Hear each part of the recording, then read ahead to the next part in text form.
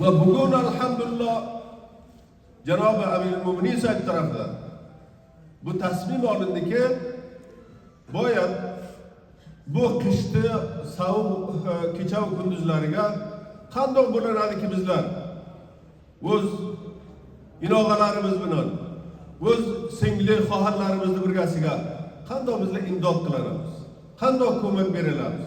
Shuning uchun 50.000 familga butun Afg'onistonga 50.000 familga har bir familga boyat 5 uju buğday. Her ucusu 50 kilo. Yani jam'an 250 kilo buğday 5.000 Afg'onni puluna.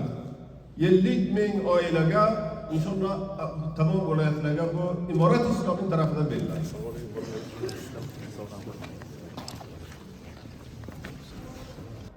امروز هم که ما و شما اینجا شاهد این مجلس هستیم، شاهد این بسته های کمکی اختصاص شده عالی قدر امیرالمؤمنین حفظه الله تعالی و برادران عودت کننده هستیم. این هم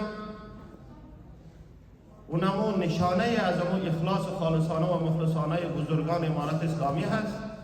اختصاص داده شده به خاطر برادران عودت کننده در همین سال نزدیک، چون که زمستان آمد، سختی و مشکلات ها هست، باید با مشکلات عودت کننده ها رسیدگی صورت بگیرد.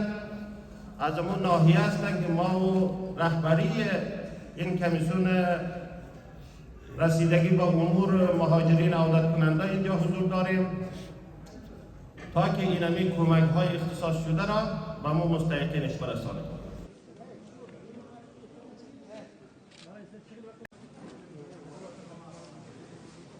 Men Eronga muhojir edim. Shu 6-7 oy bo'ldi kelganimiz bizlarni. Mana 5 bo'ji bog'day ko'mak qilibdilar. 5000 afg'on puldi. Shularni ko'mak qilibdilar.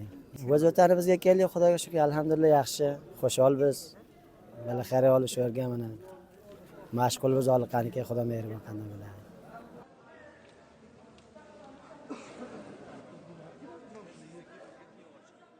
Bizda 5 yil ilgari muhojir bo'ldik Eronga. Erondan ham o'y joyimizni pullarimizni ololmay isto ijboriy radda mars qildi.